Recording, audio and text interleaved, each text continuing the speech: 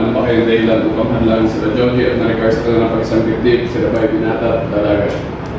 Kung sino man ang narapat ng madlang sa pag-iisang dibdib nila Joji at Maricar, maaaring tumayo at magsalita.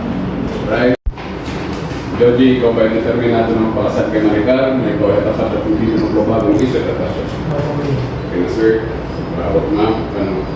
Kahit ano? Maricar, ano nang kakabalan ng magsasabi ng katotohanan na walang iba kundi ang bawang katotohanan lamang sa pagdiriwang na ito. Maricar, ikaw ay determinado na magpakasal kay Joji na ikaw ay tapat at hindi na magbabagong isip at tasya. Okay naman. Awa. Ayaw, sir. Kaya laki mo. Pero kabasa mo sa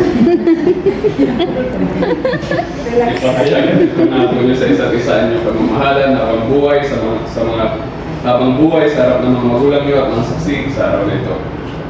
Joji, ikaw ba'y nagpunta rito ng kusang loob upang ialay ang iyong buhay sa pagmamahal at paglilingkod sa iyong asawa? Inaalay mo ba ito isusot nyo sa isa't isa? Sir, magyayakan ako, then sumala ako, and then after natin magyakan, sulat ang secretary. Okay. Okay, sir, kuha ka na yung kamay ni para sa yan, tunay. Okay, sir, okay tayo. Pagmamahal, pag-aalaga, bilang iyong asawa. Okay, tatayo sa tabi mo. Sa datang panahon, ng ating buhay. So, that's it. Wala nang mabaral sa mga. Consider ko.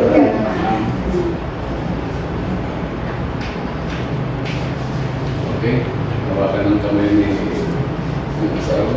Okay, ready tayo mo? Joji, isot mong sising na ito. Joji, isuot mo ang sisig. Tandaan ng aking katapatan. Tanda ng aking katapatan. Tunay na pagmamahal. Tunay na pagmamahal. At pag-aalaga. At pag-aaral. Bilang iyong asawa. Bilang iyong asawa. Okay, tatayo sa tabi mo. Ako'y tatago sa tabi. Sa lahat ng panahon. Sa lahat ng panahon. Ng ating buhay. Na Sige.